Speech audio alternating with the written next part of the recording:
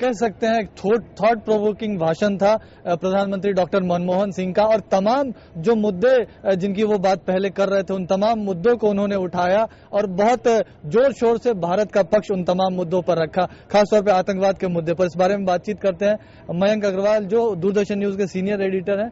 मयंक जी, क्या कहेंगे, आपका टेक क्या है इस पूरे उनके वक्तव्य पर? प्रधानमंत्री ने अपने भाषण में उन सभी मुद्दों की चर्चा की जो कि मुद्दे देश और दुनिया को किसी न किसी तरीके से अफेक्ट करते हैं। विशेष तौर पर जो आतंकवाद का मुद्दा है उन्होंने बहुत ही जोरदार तरीके से वहां पर उठाया। उन्होंने पाकिस्तान के लिए कहा कि भाई देखिए, आपके यहां पर टेरर के जो फोकस है, epicentre of terror is in Pakistan. उनका जो उन्होंने कल भी जिस बात को कहा था उन्होंने ये कहा, लेकिन साथ ही उन्होंने ये कहा कि वो जो है नवाज शरीफ, उन्होंने कहा कि वो भारत के साथ एक नई बिगनिंग चाहते हैं। ये कल जो था नवाज शरीफ जब उन्होंने यूएन को एड्रेस किया था तो उन्होंने ये कहा था। तो प्रधानमंत्री ने कहा कि हम जो है इसको रेसिप्रोकेट करते हैं, लेकिन हम जो है अपनी किसी नेशन की जो इंटीग्रिटी है उससे कहीं पे कंप्रोमाइज नहीं कर सकते। जम्मू कश्मीर हमारे देश का एक अभिन्न अंग है, उन्होंने इस बात को दोहराया। और उनका कहना था कि जो क्रॉस बॉर्डर टेररिज्म है वह बंद होना चाहिए।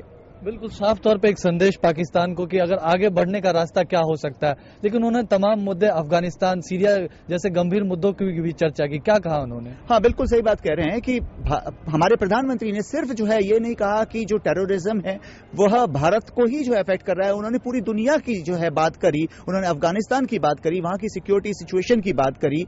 इसके अलावा उन्होंने जो है सीरिया के बारे में कहा। उन्होंने यह भी कहा कि जो केमिकल वेपन्स हैं उनका इस्तेमाल जो किया गया उसको जो है बहुत ही स्ट्रांग शब्दों में उसकी निंदा होनी चाहिए।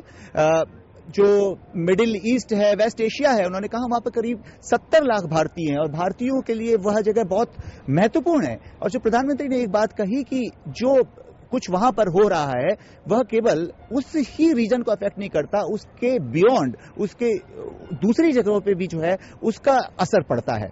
बिल्कुल, और साथ ही साथ विकासशील देशों के मुद्दों को भी बहुत जोर शोर से प्रधानमंत्री ने उठाया। यूएन सुधारों के बारे में क्या कुछ कहा प्रधानमंत्री ने मयंक जी? हाँ, यूएन सुधारों की जो है एक यूएन में सुधार होने चाहिए, काफी समय से यह महसूस किया जा रहा है और भारत हर मंच पर इस बात को बहुत जोर शोर से उठा रहा है। पर्टिकुलरली प्रधानमंत्री ने जो कहा और बड़ा सही कहा कि जो है पिछले करीब 7 डिकेड होने जा रहे हैं जब से यूएन बना है और इस बीच में कई नए देश आए, कई नए मेंबर्स बने और उनकी अपनी समस्याएं हैं, उनके अपने एस्पायरेशंस हैं और यूएन में उनको जो है रिफ्लेक्ट होना चाहिए, उनको एक मौका मिलना चाहिए। जो नए उभरते देश हैं, विकासशील देशों का वो रिप्रेजेंटेशन नहीं है। पर्टिकुलरली जो यूएन सिक्योरिटी काउंसिल है, यूएन सिक्योरिटी काउंसिल में 5 परमानेंट मेंबर्स हैं जिनको की वीटो का भी अधिकार है। तो दूसरे जो नए देश उभर कर आ रहे हैं उनको एक आवाज बराबरी की यूनाइटेड नेशंस के अंदर मिलनी चाहिए। ये मुद्दा इनफैक्ट प्रधानमंत्री का भाषण ही जो है इस मुद्दे से शुरू हुआ।